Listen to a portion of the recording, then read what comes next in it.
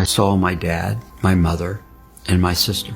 They were standing there and their light started to slowly go out.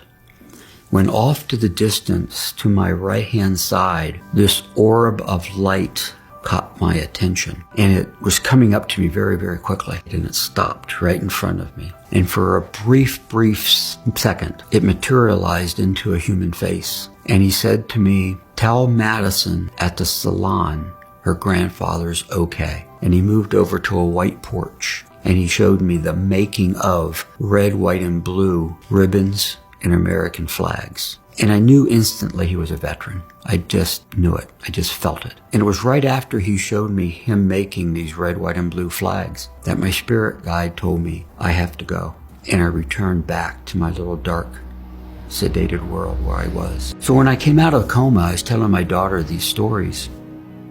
And I had told my family about what I experienced. And my daughter said, "Well, Dad, who's Madison?" I said, "I don't know. I don't know a Madison. I don't know anybody named Madison." And she says, "Who is the man that told you that?" I said, "I don't have a clue. I don't know who he was." "Well, how are you going to find Madison?" I said, "I don't know, but a veteran gave a fellow veteran a message, and I have a responsibility to find her." So being in the hospital for, 6 weeks, my hair was a little shaggy and I wanted to get a haircut. I was rummaging around in my dresser drawer. It was one of these junk drawers that you never go in. You just keep throwing stuff in it, And I was rummaging around for something, but I found a business card to a local barber shop. So I took it out to my daughter, my wife, and I said, "Hey," "could you call them?" A few minutes later, my daughter comes back into my room. She starts interrogating me. "Where did I get the card? How long had I had the card? Where did I find the card? Where did I get the card?" All these questions. I said, "Lisa," "what are you talking about? Just call and make me an appointment." She said, "Dad, I think we found your Madison." And she handed me the card.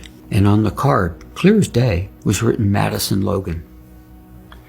I said, "Make me an appointment with Madison." So she took me down to the barber shop. And this little girl comes up and she goes, "Hi, I'm Madison. I think you're my next appointment." We sat down in her chair and my daughter told her how sick I was. And, I still looked pretty pale and sick at the time. After a few minutes, I said, "Madison," "can I ask you some personal questions?" And she said, "Oh, sure." And I said, "Are both your grandfathers still living?"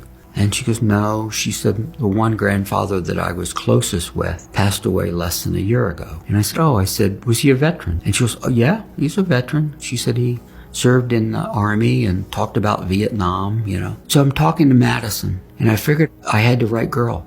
And I said, "Madison, I think your grandfather came to me, and he has a message for you." And she's kind of looking at me like, "You're weird." I said, "Madison, your grandfather came, and he said, tell Madison at the salon that he's okay." And of course, she's crying. I'm crying. My daughter's crying. So finally, after we all composed ourselves, I said, "Madison," "your grandfather moved onto a white porch.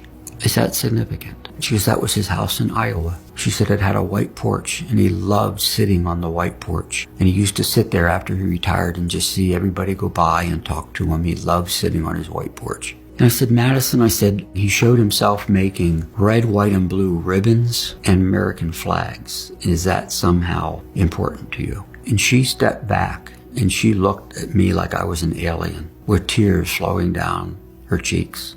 And she said, every Veterans Day, her whole family would go down to the American Legion to support him. And they would make red, white, and blue ribbons and American flags to their veterans' graves.